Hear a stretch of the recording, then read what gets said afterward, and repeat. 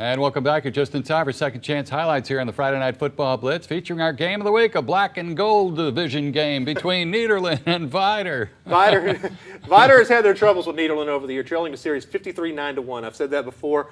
Tonight they had a bigger task. They had to go to Bulldog Stadium and snap Nederland's 17-game district win streak that dates back to 2009. It's our game of the week.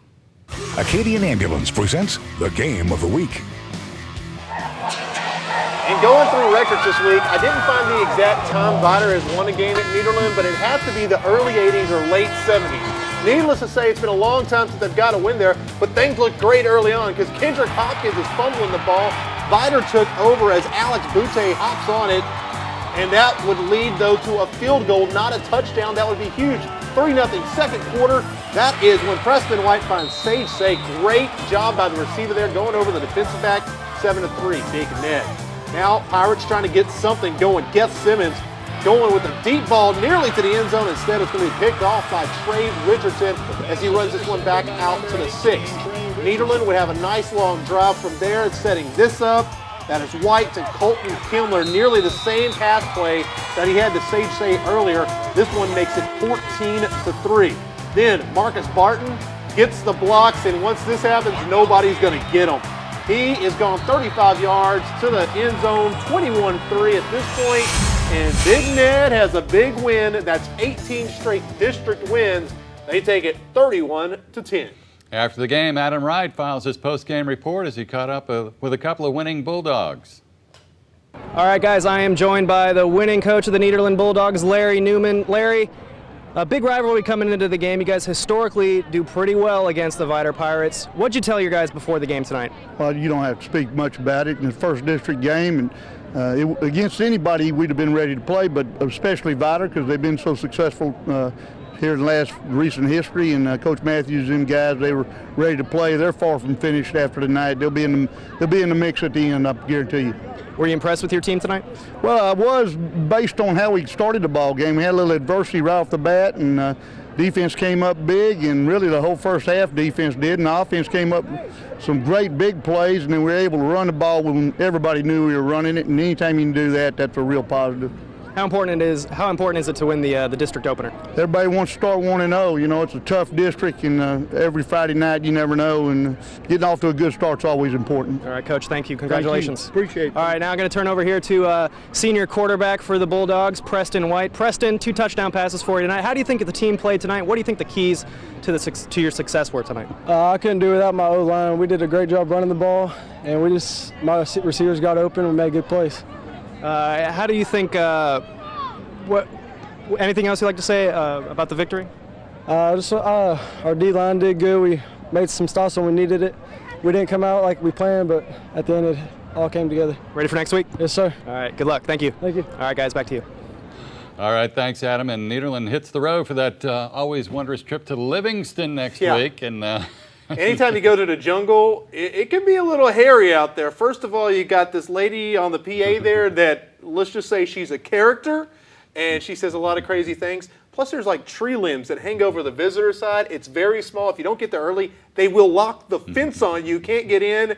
It's not an easy place to win, but I think the Dogs will be ready. And the Vider Pirates are back home next week to take on the Ozan Panthers. Meanwhile, the P&G Indians opening up district on the road at Lumberton tonight. The L Train trying to get back on track as they were taking on P&G. When we pick things up, though, it's Kai Walker in trouble. The Raider defense coming to play as he is sacked there by Justin Jagno. Indians would settle for a field goal on that drive. It was 10-0. Now Drew Manley getting things going as the L Train chewing right down the field, chewing up some yards. Chase Griffin has the first down, but Manley going to the well one too many times. This time he's going to be picked off by Michael Hughes, who will take this one back 87 yards. It's a touchdown, and it is 17-0. Now Walker finding Rose. He is inside the 10-yard line for the first down. From here, we're going to hand this off to Brant Halpin. He has the touchdown, and the Indians are taking a 24-0 lead. P&G would go up 38-0 at the half, then cruise control. They went at 45-0. Another 24A district opener tonight at LCM, hosting Livingston on Pink Out Night for Breast Cancer Awareness. The month of October right around the corner.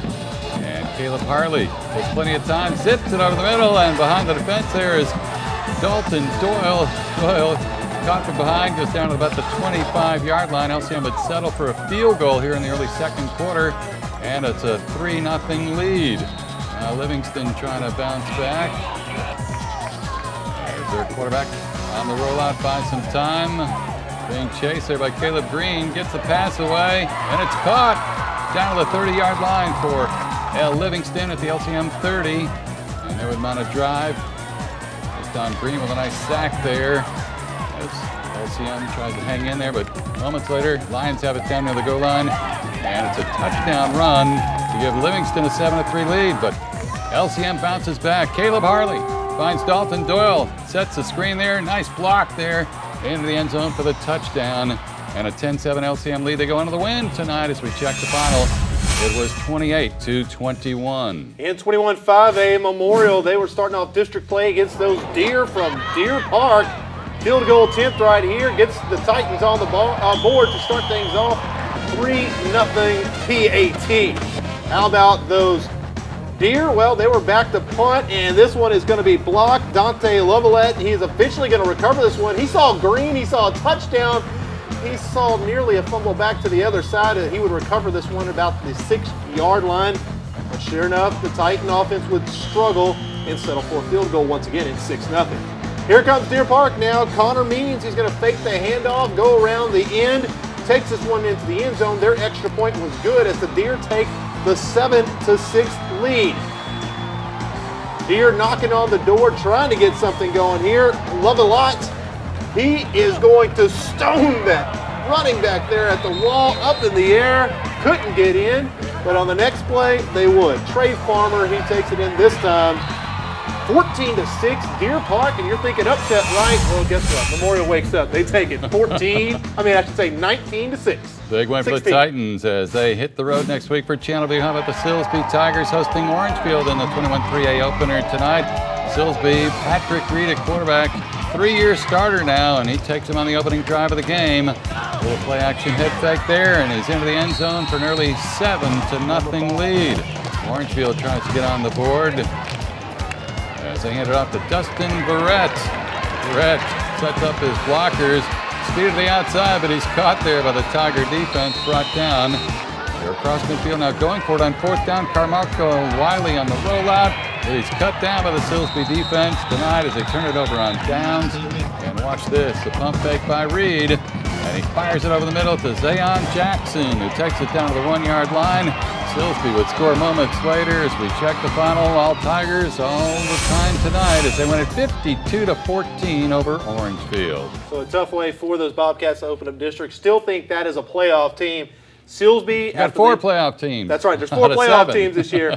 Silsbee had their distractions this week. I was very impressed how Coach McGallion got his team focused, and they were not messing around tonight. Coming up, another timeout on the Blitz. More second chance highlights. We're still working on Ozan and Central highlights from the Thomas Center, the Big Soul Bowl tonight. But right now, we go to our hit of the week. The hit of the week.